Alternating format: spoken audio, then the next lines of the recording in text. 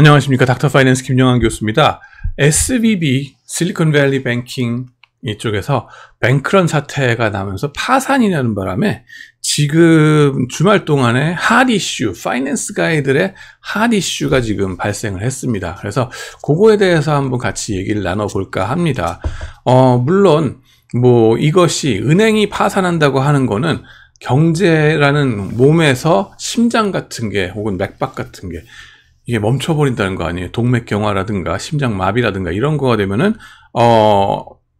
파급 효과가 엄청나겠죠. 그렇기 때문에 얘네들한테 돈을 빌린 이 벤처 회사라든가 다른 서비스 제조업 업계들이 만약에 있다 그러면은 걔네들까지 다 연쇄 파산하거나 뭐 이런 일이 벌어질까 걱정하실 수도 있고요. 두 번째로는 이 연관된 금융 상품으로 연관된 파생 상품 같은 거 다른 은행들도 동반해서 망하지 않겠는가. 그건 2008년, 2009년에 벌어졌던 그런 사태가 또 벌어질까 걱정하실 수도 있습니다. 많은 그 점에 있어서는 그렇게까지 걱정할 필요는 없다는 얘기들이 많이 있죠. 옛날처럼 그런 복잡한 파생 상품들, 신용 파생, CDO 이런 것들 못 돌립니다. 쉽게 요즘은 다 금지가 돼 있거나 감독 같은 게 철저하기 때문에 그리고 파급 효과 같은 것도 지리적으로 캘리포니아에 한정이 돼 있지 않겠는가 하는 거고, 그 다음에는 업종도 이 벤처 쪽에, 그죠? 캘리포니아 지리적으로 한정이 안 됐다 하더라도, 그 글로벌한 벤처라 하더라도 벤처의 업종이 몇 가지에 한정돼 있다는 겁니다. 반도체, 그 다음에 ICT, 그 다음에 이 의료, 바이오죠. 벤처 하면 그쪽 아니었나? ICT와 바이오? 하여튼 간에 걔네들 벤처 쪽은 지금 큰일 났다 하는 거고요. 반도체 그러니까 너무 긴장하시지 마시고요. 그건 이제 파운드리 같은 거 말고, 중후장대한 거 말고, 아마 디자인하는 애들이 아니었을까 싶습니다. 그 다음에는 혹시 핀테크 회사? 얘네들이 연관됐다 그러면은, 그건 조금 좀 신경은 쓰입니다. 크립토커런시라든가 이런 애들은 설마 아니겠지만은, 만약에 핀테크라는 고리를 통해서 다른 쪽으로 이게 파생이 되거나 그럴 수 있을까? 하지만 그 규모는 그렇게 크지 않지 않을까? 하고 약간은 좀 걱정의 끈을 내려놔 봅니다. 대신에 제가 이걸 봤을 때는 경제적으로 한 4가지 정도 점에서 재밌는 현상들이 발견된 것 같아가지고 그 이론 관련해가지고 한 4가지 점을 포인트아웃 하려고 합니다. 그 4가지는 뭐냐? 첫 번째로 여기 이제 말씀을 드려보면은 패킹 오더 시오리 이게 이제 자금 조달을 어떻게 할 건가에 대해서 같은 프로젝트가 있다 하더라도 내부 자금을 쓸까? 은행 빚을 질까? 아니면은 주식 발행을 할까? 그 3가지 중에서 어떤 걸 하느냐? 거기에도 순서가 있다. 왜냐하면은 정보의 비대칭성 때문에 역선택이라는 문제가 있거든요. Information Asymmetry라는 거. 그다음에 Adverse Selection이라고 얘기를 합니다. Adverse Selection, 역선택. 나한테 왜 왔니? 이걸 물어보기 위해서 왜 자금 조달하는데 왜 나한테 왔니? 뭔가 나쁜 소식이 있으니까는 그거 감추려고 막 일부러 그러는 거지 하는 그런 의심들, 그 역선택의 문제, 이것 때문에 벌어지는 일들이고, 두 번째는요, 이제 뱅크런 시오리라는 게 있습니다. 이게 공교롭게도 작년에 2022년에 노벨 경제학상을 타신 다이아몬드 앤 디빅 두 분의 논문들이기 때문에 그거에 대해서 이제 재미있는 현상이 벌어졌구나. 지금 21세기에 그러고도 2023년인데 옛날 스타일의 이런 뱅크런이 발생을 할 수가 있네. 어떻게 하는 것이 두 번째. 세 번째로는 뱅킹 레귤레이션 중에서 뱅킹 레귤레이션, 말하자면 BIS 관련된 캐피탈 어코드라고 그러죠. 은행을 어떻게 감독할 건가 하는 거에 있어서의 허점이 발견됐다 하는 거. 네 번째로는 국민연금. 혹시 얘네가 물타기 한 거 아닌가 하는 의문이 들어가가지고, 물타기 뭐 죄는 아니죠. 근데 손실회피라는, 그죠? 손실회피라는 행동경제학에서 피해야 될 실수 중에 하나를 얘네가 저지른 거는 혹시 아닐까 하는 합리적인 의심이 들어가기 때문에 한 4가지 포인트에서 재미가 있는 것 같다라는 거 말씀을 드리고 싶습니다. 그래서 이 사건이 전개가 어떻게 됐고 하는 거는 여러분들이 신문 기사를 읽어보시거나 제 블로그 포스트를 읽어보시면 될 겁니다. 그래서 시간 관계상 바로 패킹 오더 시어리로 들어가 보겠습니다. 이 은행이 지난 며칠 동안에 어떤 일이 있었느냐, 이 은행에 있어서의 자산, 부채, 자본, 이 밸런스 시트, 그죠? 자산 상태를 보면은 여기서 이제 문제가 생긴다는 겁니다. 얘네가 캘리포니아에서 이제 자금을 이제 이 예금을 받아서 그다음에 대출을 해주는 게 얘네들의 비즈니스죠. 그러면은 예금을 맡긴 사람들은 내가 받아보니까 좋다 그러지만은 은행 입장에서는 이거는 부채입니다. 부담이에요. 그죠? 그것도 상당히 유동적인 부담입니다. 그 유동적인 부담이 뭐냐면은 랜덤 타임에 아무 때나 와가지고 내 돈 내놔. 그러면은 그냥 법적으로 갖다 돈을 줘야 돼요. 그리고 정기예금이라 하더라도 약간의 페널티만 이제 물 뿐이지 여전히 갖다 주긴 줘야 됩니다. 자, 그렇게 유동적인 부채, 언제 없어질지 모르는, 그러니까 언제 부담이 될지 모르는 그런 예금 자산을 확 받게 됐어요. 왜 많이 받았느냐? 팬데믹이 닥치는 바람에, 제로 금리 상황이 벌어지면서 돈도 막 쏟아지고 딱 찍어냈죠. 그러니까는 벤처 투자들을 많이 하게 됐고, 그때 테크, 줌을 비롯해서 여러 가지 테크 기업들 많이 떴습니다. 그러면서 벤처 스타트업들을 에 대해서 붐이 일어났고 거기에 투자를 많이 하게 되고 그래서 돈이 쏠렸어요. 돈이 쏠리니까는 벤처 캐피탈이라든가 벤처 회사들이 남아드는 돈을 갖고 뭐 합니까? 은행에 와가지고 SVB에 와가지고 예금을 들어보는 거예요. 그리고 벤처 회사 입장에서도 또 월급 줘야 되고 어쩌고 하니까는 여기다 많이 돈을 몰아놨겠죠. 은행 입장에서는 자산이 막 커지는 거예요. 부채가 막 커지는 거지. 자, 그걸 자산이 커지면 좋은 거 아니냐? 아니죠. 왜냐하면은 인트레스트 이거를 이자를 지급해 줘야 돼요. 그러면 예대마진 챙겨서 돈을 줘야 되겠죠. 그러면 누군가한테 대출을 해줘야 되는데 대출이 그렇게 또 많이 기회가 있는 것도 아닙니다. 그 다음에는 너무나 많이 확 들어왔어. 그러니까 그 돈을 갖고서 또 안전자산에다 갖다 박아놓고 싶은 게 더 많아요. 왜냐하면은 얘네가 대출을 하더라도 어디다가 주로 대출했다고요? 지금 ICT, 반도체, 그 다음에는 의료, 바이오 벤처에다가 많이 투자를 했다고요. 이거 엄청나게 리스키한 애들입니다. 그런 위험한 애들한테 대출을 100% 다 해줘버리면 될까요? 안 되겠죠. 그래서 아마 여기서는 70 몇 정도 빌리언으로 해가지고 돈을 빌려준 걸로 알고 있고 그보다 더 큰 90 몇 빌리언 정도를 그죠? 달러의 얘기입니다. 900억 달러 넘게를 어디다가 투자를 했냐 하면은 T-bonds, US Treasury, 그러니까 미국 국채, 그죠? 미국 국채에다가 RF, 리스크 프리 레이트로 갖다가 투자를 한 거예요. 예.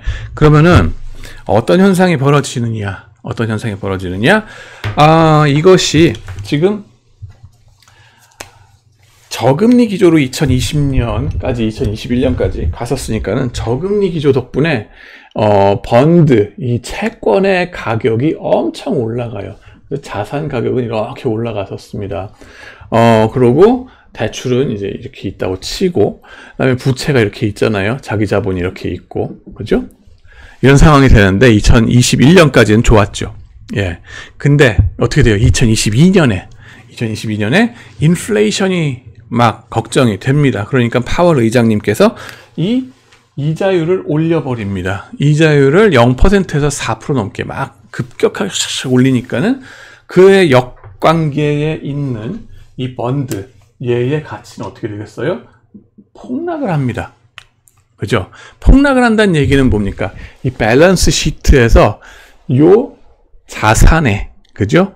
가치가 확 쪼그라든다는 얘기죠. 이렇게 확 쪼그라들고, 그죠? 이게 확 쪼그라들고, 그 다음에 대출은 대출대로 그냥 그대로 있다고 치면 되겠죠. 근데 문제는 뭐예요? 부채 부담이 어떻게 되느냐가 문제입니다. 그죠? 부채 부담을 감당할 수 있을까? 그죠? 이 사람들이 와가지고 예금인데 예금주들이 랜덤 타임에 갑자기 들이닥쳐서 내 돈 내놔 하면은, 옛날에는 이자율이 저금리고 막 이럴 때는 본드 프라이스가 워낙 세고 그래가지고 그냥 그거 갖다가 살짝 팔고서 갖다가 이 델랜드를 주면 됐지만은, 지금은 본드 가치가 확 떨어져 버렸어요. 이게 감당할 수 없게 돼버리는 거예요. 예. 그러니까는 liquidity crisis, 내지는 야, 유동성이 문제가 있겠구나라고 예금주들이 의심을 하겠죠. 그러고 나니까는 너도 나도 뭐라 그래요? 돈 내놔 라고 먼저 달려오게 되는 게 뱅크런이 되는 겁니다. 근데 뱅크런이 일어나기 전에 조짐이 이제 서로 간에 눈치게 게임이 벌어지는 거죠. 그러면서 이상하니까는 얘네가 뭔가 이 자산 같은 게 많이 저평가되어 있는 거 의심스럽고, 저평가라기보다는 가격이 내려갔을 테니까, 자산 가치가 내려갔을 테니까 저걸 어떻게 할 거냐 하는 거에 대한 의심, 그리고 얘네들도 내 돈을 제대로 빼낼 수 있을까 하는 의심, 그런 것 속에서 이제 이 얘네들이 은행이 fire sale, 야, 이거 갖고 있는 채권들을 팔자. 국고채니까 뭐 미국 채니까 그렇게까지 디스카운트 받을 거 있겠냐 하지만은, 이걸 만기까지 들고 있을 때보다는 훨씬 지금 이자율이 올라갔기 때문에 싼 값에 손해보면서 팔아야 했다는 겁니다. 손해보면서 팔았고, 그것도, 손해보면서 파는 와중에 그걸로 자금을 다 마련해서 이제 현금화해서 얘한테 줄 수 있는 여력이 없었던 거죠. 현금화를 하는데도 한계가 있어가지고 뭘 해요? 야, 안 되겠다. 그러면은, 여기에다가 우리 부채 중에 일부를 새로 발행을 하자. 뭐냐면은 컨버터블 번드라고 합니다. 이 전환사채 같은 거를 발행해서 우선주로 만드는 전환사채를 새로 발행을 하고, 그 다음에는 에퀴티도 또 새로 발행을 하겠다. 스탁 인베스터, 그죠? 스탁 홀더들을 새로 추가 모집하겠다는 거예요. 그렇게 해서 버퍼라 그러죠. 여유 자금이 더 생기도록 이걸 자금 조달을 하겠다. 부채 일부 조달하고, 더 중요한 거는 지금 주식을 더 발행해가지고 조달하겠다라고 발표를 했습니다. 근데 그게 결정적인 실수였다 하는 겁니다. 결정적인 실수. 그게 패킹 오더 시오리하고 지금 맞물려 돌아가는 얘기다 하는 겁니다. 자본 조달 순위 이론이라고 하는 건데, 이게 이제 정보의 비대칭성 때문에 나온 거라 하는 거를 마이얼스 교수님이 전에 84년 논문으로 밝히신 적이 있죠. 이게 이제 순서가 있다 하는 건데, 어떤 프로젝트, 지금 같은 경우 자금 조달을 위해서, 그죠? 얘네들한테 돈을 주기 위해서 그 자금 조달을 한다. 혹은 제조업일 경우에 어떤 공장을 지을 때, 자금 조달을 해야 되는 게 있죠? 그럴 때에 자금 조달하는데도 자금의 종류가 있다는 거예요. 첫 번째 자금은 뭡니까? 기업의 잉여 현금, retained earnings라고 해가지고, 잉여 현금, 일하고 나서 남아도는 돈, 그죠? 이거를 기업체에서 쟁여둔 돈이라고 보시면 돼요. 장사하고서 남은 돈, 그죠? 배당 안 하고서 재투자한답시고 갖다가 꼬박꼬박 쟁여둔 돈인데, 그리고 여기에 이제 들어가 있겠죠. 잉여 현금으로. 그런 게 하나 있고, 그죠? 그 다음에는 두 번째로 뭡니까? 부채가 있어요. 부채를 통한 조달. 이거는 여기서 말하는 컨버터블 번드 뭐 이런 것들이 되겠죠. 세 번째는 뭐냐? 주식 되겠습니다. 자기 자본, 그죠? 새로 주주들을 끌어들이는 거예요. 네. 그러면은 이 세 가지 방법 중에서 가장 손쉽게 쓸 수 있는 자금은 뭡니까? 가장 손쉽게 추가적인 비용 안 들이고서 쉽게 자금 조달할 수 있는 거 첫 번째 이거죠. 잉여 현금. 이거는 기업 내부에서 남아도는 거 그냥 CFO한테 명령해가지고 야 이걸로 갖다가 떼워 그러면 되잖아요. 첫 번째 이거부터 먼저 씁니다. 그 두 번째, 세 번째가 어떻게 되느냐? 가장 최악의 초이스는 뭐다? 주식이다 하는 거예요. 왜 최악의 초이스다 하냐면은 adverse selection 문제가 가장 크다는 겁니다. 이 역선택의 효과. 뭐냐면은 이 주식을 새로 발행해가지고 신규 이 주주들을 모집을 하잖아요. 그러면 그 전에는 내가 이 회사에 뭐 한 최대 주주로 뭐 한 50% 내지는 이 정도를 갖고 있었어요. 50%가 내 손아귀에 있었고 이 회사는 내 거였어요. 근데 새로 주주를 초대함과 동시에 어떻게 돼요? 나의 지분율이 희석이 돼 버립니다. 희석이 돼서 뭐 예를 들어서 절반 25%로 축소가 된다고 쳐봐요. 그러면은 나의 황제 같던 그 권력 그런 것들은 다 사라지고 뭐 어떻게 될지 모르는 그런 상황까지 갈 수 있어요. 기존의 주주들 입장에서는 싫겠죠. 이 컨트롤 파워가 줄어든다는 거. 그런 걸 감수하고서라도 새로운 주주들을 초대한다는 거는 무슨 뜻이겠어요? 지금 그 프로젝트 자체가 너무나 위험한 거기 때문에 그 위험을 감수하면서까지 우리가 하려면은 이 정도는 우리가 희생을 해야 된다.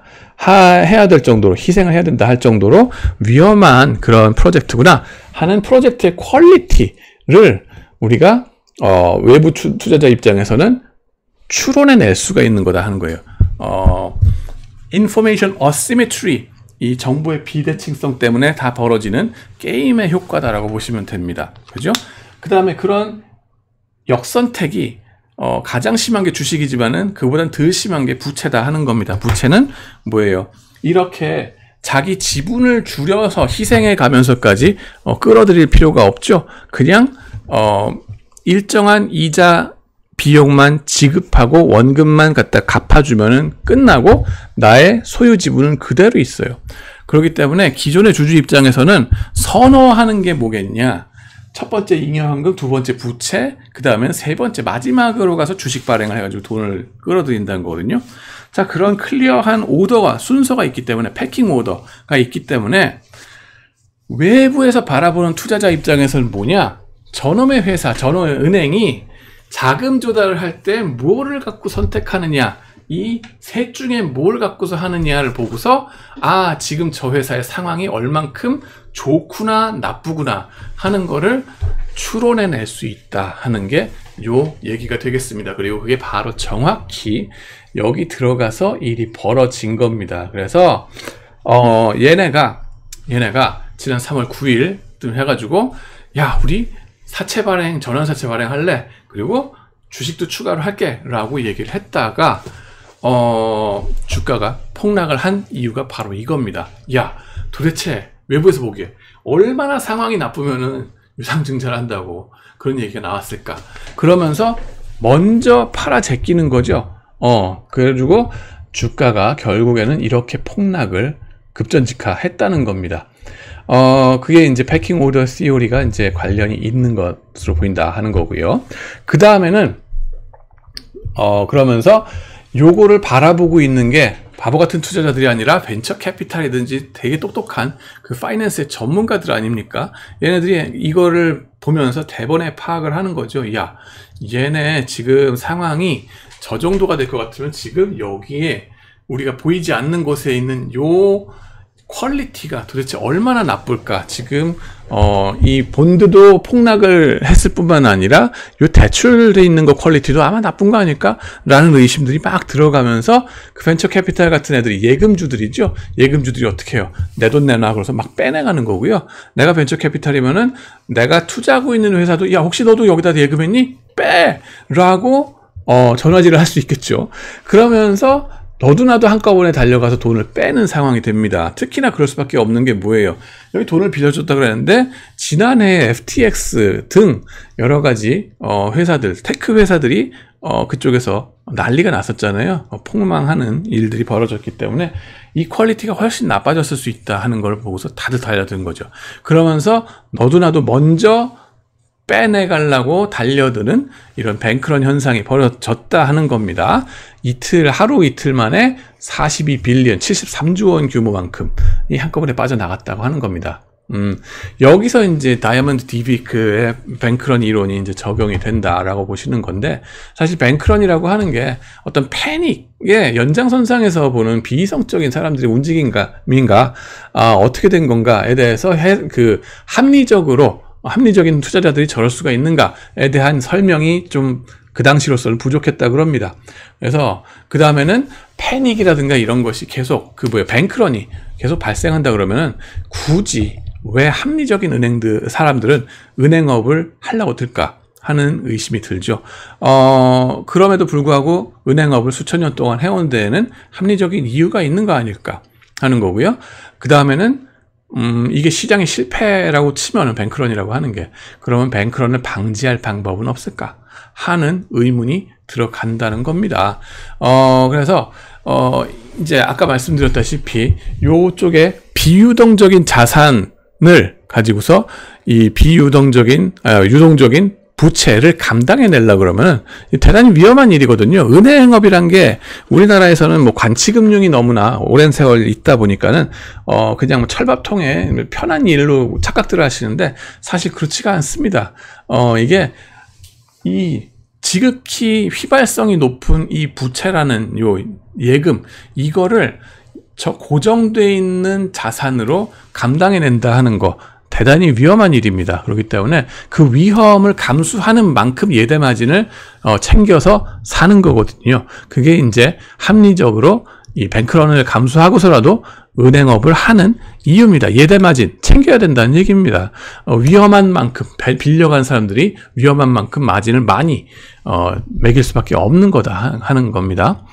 그 다음에는 이것이 이제 뱅크런이라는 것이 이제 일어날 수밖에 없는 게, 합리적으로 봤을 때도 이 수백만의 예금자들이 가만히 보니까는 내가 가만히 있어도 남들이 뛰어들어서 먼저 예금을 인출해 나가다 보면은 여기 한정되어 있는 현금을 금방 바닥나 버리겠죠.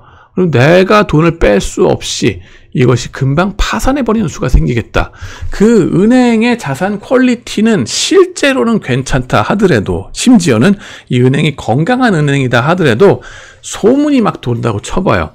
헛소문이 돌아서 저 은행 망할 거래 라는 헛소문이 돌면은 수백만 예금자들이 이런 게임을 눈치 게임 하는 거죠. 누가 먼저 달려가서 이걸 빨리 인출해 오느냐. 빨리 간 사람이 승자고, 늦게 일어나면은 눈치 게임도 마찬가지죠. 이제 술래되는 겁니다. 그런 것처럼 그런 게임이 여기서 벌어진다. 합리적인 리스폰스다. 그래서 너도 나도 빨리 뛰어가서 내 걸 먼저 가지고 올 수밖에 없는 게 미친 게 아니라 합리적인 의사결정이다. rational하게 그런 리스폰스로 나온다 하는 거예요. 그래서 이건 행동재무의 얘기가 아닙니다. 네오클래시컬 이코노믹스예요. 그렇기 때문에 노벨상을 받으신 거고.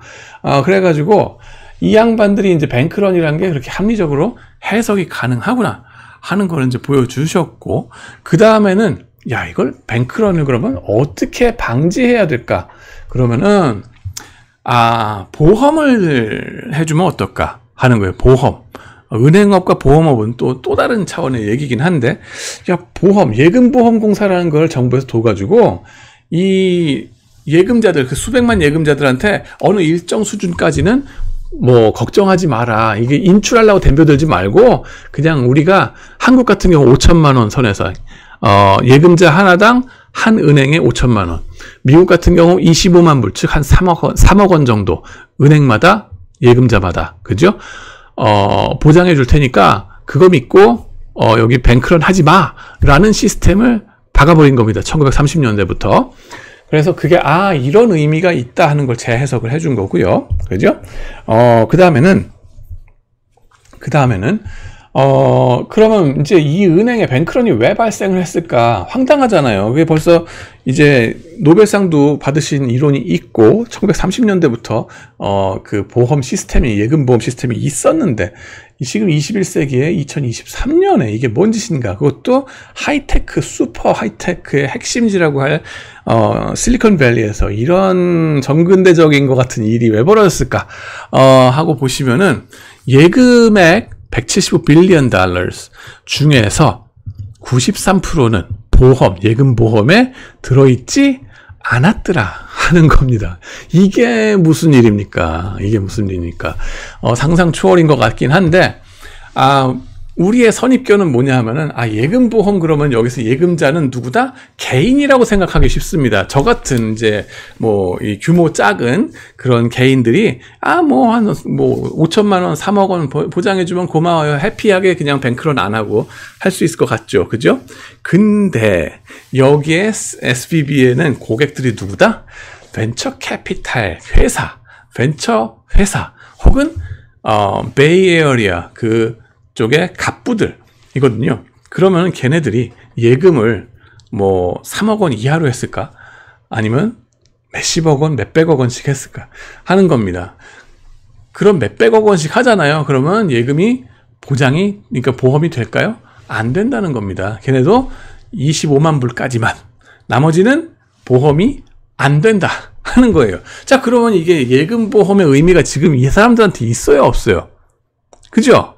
이거는 이제 발견된 그러니까 지금 이제 보면서, 허점이구나. 이거 예금보험, 어디까지 이게 예금보험이 의미가 있는 건가? 뱅크런을 방지하는데, 여기에서는 실질적인 의미가 없지 않았는가? 하는, 노벨상 받고 나서 바로 다음 해에, 이걸 어떡할까?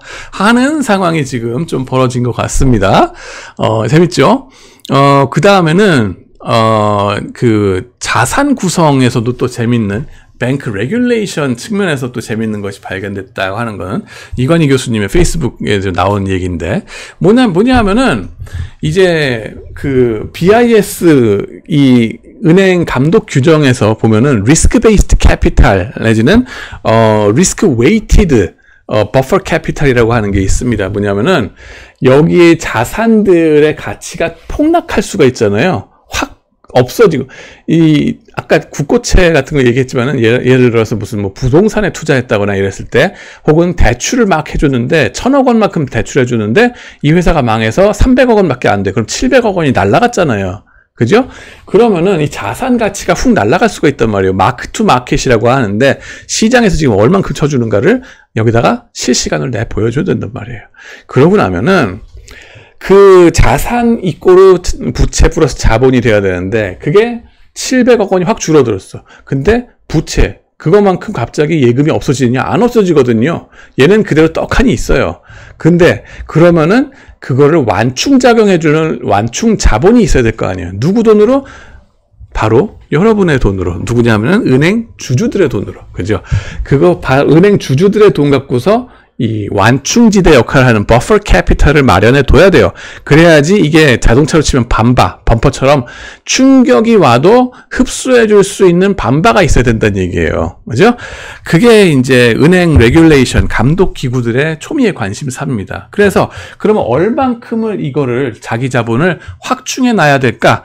티어 1 캐피탈 레이시오, 티어 2 캐피탈 레이시오, 코어 캐피탈 레이시오 이런 게 있습니다. 결국은 뭐냐면은 저 에퀴티가 토탈 자산 중에서 얼만큼 되는가, 그죠? 몇 퍼센트가 되는가, 한 15% 정도 이상은 있어야 된다, 이런 얘기를 합니다.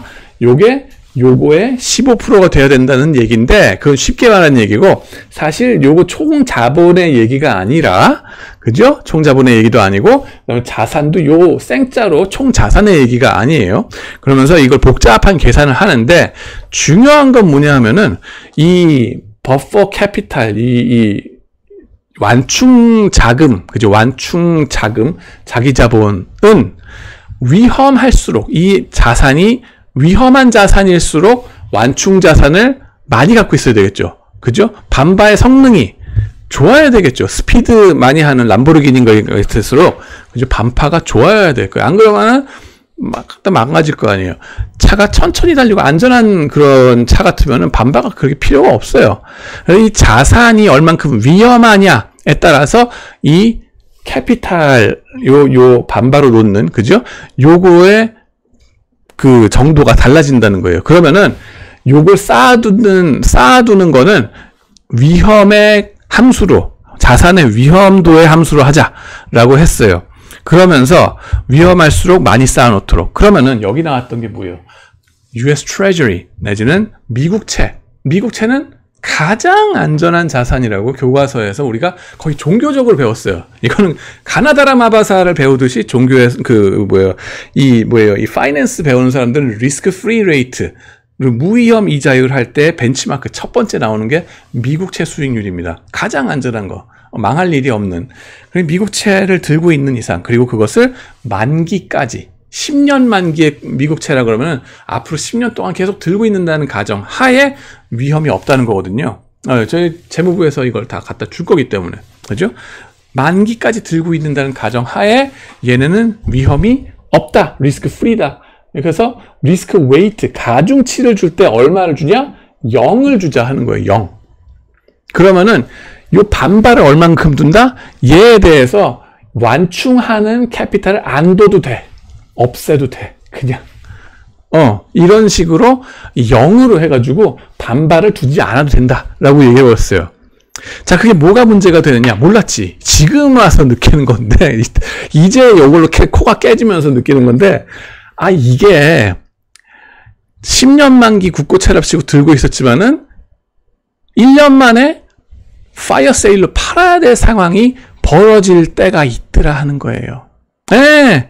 왜냐하면은 얘네 은행이 워낙 포트폴리오 관리를 잘못했을 뿐만 아니라 얘네가 국고채 자체가, 그죠? 국고채 자체가 이 이자율이 갑자기 올라가니까 요 자산 가치 자체가 확 떨어지잖아요. 그죠?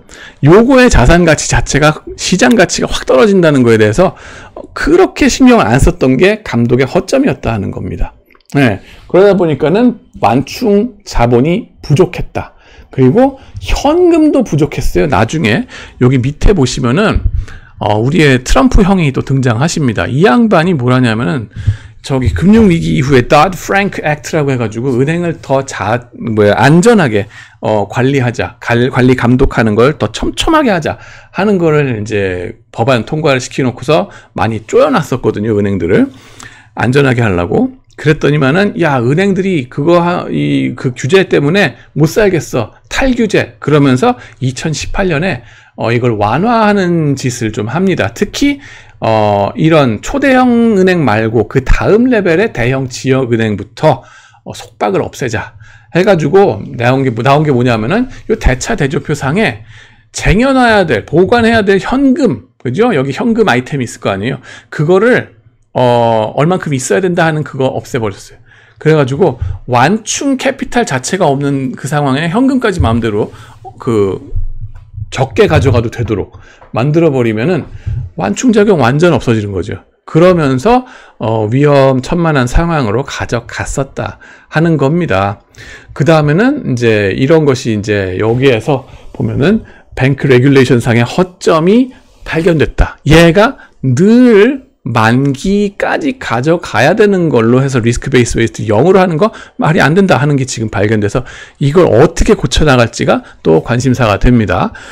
자, 그렇게 되고 한 가지 또 추가적으로 집어넣으면은 몰빵 투자 아까 말씀드렸죠. 얘네가 워낙 업종 스페시픽한 뱅크라 그랬어요. 그러다 보니까는 이거의 임팩트가 어디로 갈까? 근데 계란을 한 바구니에 담지 말라 그랬는데 이걸 갖다 담아버린 그런 케이스가 있었구나 하는 거에서 상당히 놀라게 됐었습니다. 그리고 이거와 동시에 지금 실버게이트라고 해서 크립토커런시, 저기 가상자산 하는 업체들한테 돈 빌려주는 은행도 하나가 파산을 지금 했다 그럽니다. 그래서 지금 핀테크와 블록체인과 등등 해가지고 지금 혹시 불똥이 이런 생각이 조금 들어갈 수는 있습니다. 그러나 이제 임팩트가 어디까지 갈까는 여러분의 상상에 맡길 수밖에 없는 상황이고 아직 이게 어떻게 될지 봐야 될 것 같습니다. 투자는 절대 제가 책임 못 집니다. 그나마 이제 텍 섹터 쪽이 지금 얻어맞았으니까 안 얻어맞은 건 상대적으로 좀 올라가겠죠. 그러면은 굴뚝산업 내지는 배당을 많이 하는 배당주, 조강지처가 좋더라, 선연료가 좋더라 하는데 이게 뭐냐면 배당주가 좋더라. 그래가지고 오래된 역사에 그런 회사들이 좀 더 각광을 받을 수 있지 않을까 하는 생각은 좀 듭니다. 모르죠. 좀 두고 봐야 되겠죠. 그 다음에는 중앙은행의 이자율 올리는 스피드는 좀 줄어들지 않겠는가라고 다들 얘기를 합니다. 그죠? 그러면은 인플레이션이 좀 더 뜨는 거 아니냐? 인플레이션 걱정해야 되나? 근데 뭐 인다 하더라도 뭐 고용 수준을 망칠 정도는 아니지 않을까? 왜냐하면은 지금 미국이 완전 고용이기 때문에 비둘기파적으로 나올 수도 있다. 이걸 이자율을 천천히 올릴 여유가 있다라는 생각이 좀 들겠죠? 그러고 나면은, 야, 이자율을 좀 덜 올리고 나면은 오히려 달러 값은 어떻게 될까? 그죠? 당장의 환율 궁금해질 수 있습니다. 자, 그러면 이제 이자율, interest rate parity만 생각하면은 이자율이 별로 안 올라간다? 다른 나라는 많이 올라갔는데? 그러면 US 달러 값이 떨어질까? 그거는 또 아닐 수 있다는 거죠. 뭐냐면은 달러 스마일 이론이라는 게 있습니다. US 달러 스마일. 뭐냐면은 이렇게 시스테믹한 리스크를 건드릴 만한 그런 위험한 일들이 슬쩍 벌어지고 막 이래가지고 다들 패닉 하잖아요. 그러면은 안전자산 선호 현상이 일어나다 보니까 결국 US 달러, US 트레저리로 몰리게 된다는 거죠. 그렇기 때문에 글로벌 자금들이 다 US 트레저리에 또 회귀하게 됩니다. 그러면은 너도 나도 달러를 사게 되겠죠. 그럼 달러 값이 올라가게 되지 않겠는가. 그래서 US 달러 값은 지금 1320원으로 다시 또 올라가고 있더라고요.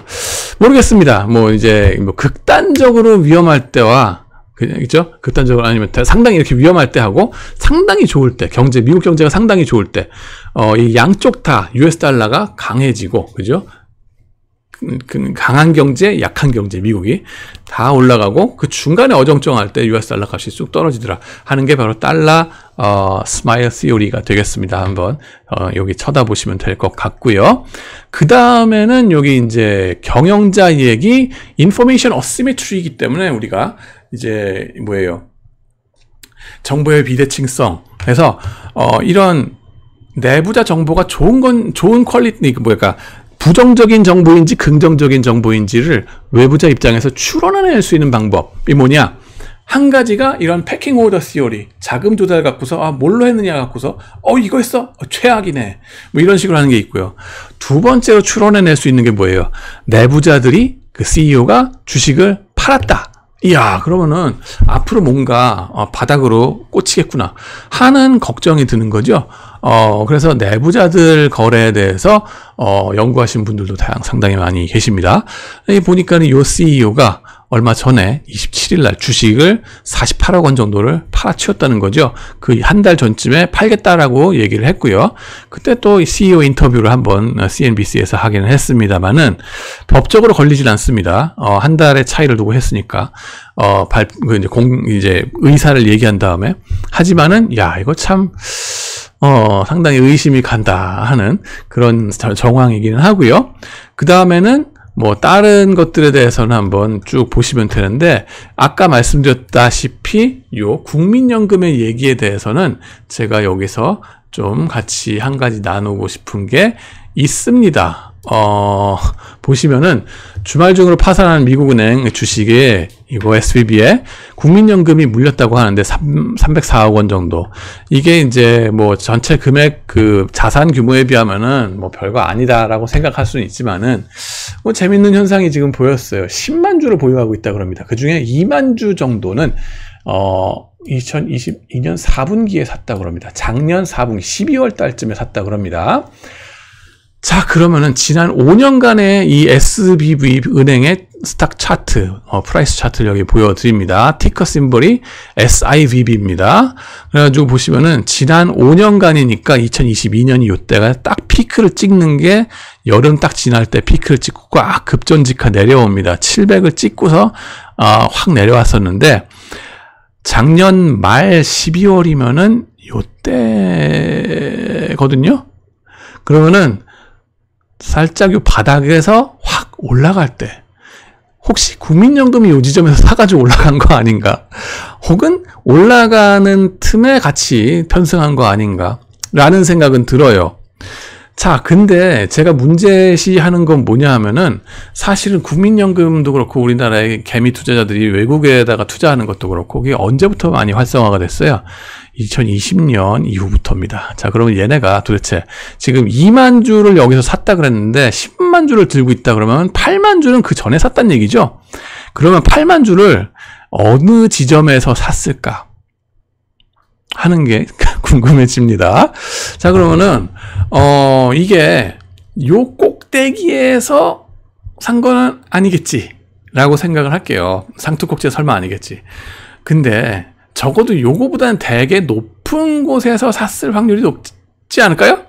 그러고 나면은 높은 가격에서 사놓고서 가격이 확 떨어지면 어떻게 해야 돼요? 손절매라는 걸 해야 됩니다. 합리적인 기관 투자자라는 거는 사실 손절매를 적당한 룰 베이스로 해가지고 어느 퍼센트 이하로 내려 떨어지면은 다 팔고 손 털어야 돼요. 손실을 인식해야 됩니다. 근데 비이성적인 개인 투자자들은 그거를 잘 한다 못한다? 잘 못한다. 행동재무에 나오는 철칙 중에 하나입니다. 손실 회피 때문에 손절을 못하며 실수를 자인하는 꼴이 되기 때문에 죽어도 손절을 못합니다. 자식 보러 네가 팔아라 그러고 죽는다 그랬어요. 그러면은 그 다음에 못 파는 정도가 아니라 뭐 한다고요? 자위행위를 해요. 내가 산 건 여기서 산 게 아니라 평균 잡아서 여기서 사고 여기서 사서 평균 여기서 산 거야 라고 평단, 매입 단가 평균을 요게 아니라 이걸로 확 낮춥니다. 요거가 뭐 여기가 아니라 하더라도 요 지점에서 막 평균적으로 샀다 그래도 여기서 사면은 평단이 확 내려가겠죠. 또 그런 식으로 해서 자기 자신을 합리화하려고 들어요. 내가 산 거는 이게 아니라 여기야 뭐 이런 식으로. 이 짓 하지 말라고 그렇게 얘기하는데 개인 투자자들한테 그러시지 마시라고 하는 건데요. 기관 투자자 입장에서 지금 그런 짓을 한 게 아닌가 하는 합리적인 의심이 좀 들어갑니다. 물론 가능성도 있어요. 우리가 산 게 여기가 아니라 여기에서 샀어. 여기에서 샀고 뭐 이런 식으로 얘기할 수도 있어요. 근데 정말 그랬을까? 그 전에 훨씬 전에 한번 좀 볼 필요가 있다라는 생각이 들고요. 그 다음에는 왜 이런 손실 회피, 제가 생각한 그 추론이 맞다 그러면, 의심이 맞다 그러면은 왜 우리나라의 가장 큰 펀드이고 가장 합리적이어야 될 국민연금에서 이런 짓을 했을까? 그죠? 혹시라도 대체할 인력이 없어서는 아닐까? 왜냐하면은 운용팀이 어디 있다고요? 전주에 있어요. 여의도에 있지 않고. 그러면은 다들 거기 이탈하 나간다 그랬죠, 지금. 그렇다면은 대체할 인력, 그 능력을 가진 분들이 거기에 별로 없기 때문에 이런 현상이 벌어지는 거 아닌가. 그 다음에는 앞으로 이러지 않으려면 어떻게 해야 될까 하는 대책 마련이 필요하겠죠. 제 보기에는요, 여의도로 다 들여와야 된다고 생각합니다. 이 전주를 떠나세요. 전주를 떠나셔서 여의도로 오셔야 됩니다. 왜냐하면 정보의 핵심, 그죠? 정보가 모여 있는 곳에 오셔야 돼요. 아무리 온라인으로 뭐 통화하고 뭐 이런 것이 정보를 원활하게 해주고 있다고는 하지만은 면대면으로 만나는 거를 이길 수는 없습니다. 예, 학생들 수업에도 마찬가지잖아요. 아시잖아요. 굳이 지금 전주에 가서 있는 것보다 정치적인 이유 때문에 거기에 국회의원들 혹은 거기에 지자체장님들 선거에서 다음 재선이 안 될까봐 거기에서 지금 희생되고 있는 거거든요. 근데 펀드 매니저들이 희생되는 게 아니라 누가 희생된다고요? 여러분들의 국민연금이 희생된다고요. 누구를 위해서? 거기 지역구 의원들을 위해서. 그리고 지역구에 그분들을 위해서 왜 우리 돈이 희생돼야 되는지 그 반성을 좀 우리가 좀 해봐야 될 것 같아요. 그리고 굳이 거기에 고용 창출을 위해서 국민연금에 인력들이 있어야 된다 그러면은 운용력만큼 두지 마세요. 그건 누구 돈인데 그걸 거기서 낭비하게 만듭니까? 이런 식으로 실수하게 만들고 콜센터도 있고요. 다른 많은 직원들이 국민연금의 직원들 계세요.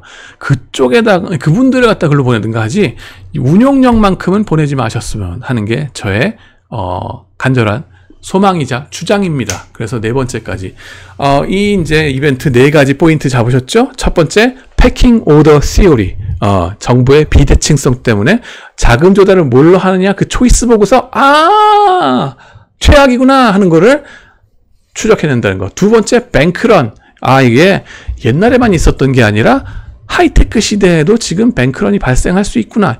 예금보험공사 해준다고 했지만은 정작 그 기업체들이 너무나 많은 돈을 갖다 냈을 때는 커버리지가 안 되니까 90%가 안 되는구나. 세 번째는 뱅크 레귤레이션 차원에서 이게 리스크 베이스 웨이트 0으로 가서는 안 되겠구나. 네 번째로 국민연금 물타기 함부로 하게 냅두지 말고 전주에서 빨리 어디로 와라? 여의도로 집합. 이상 마치겠습니다. 감사합니다.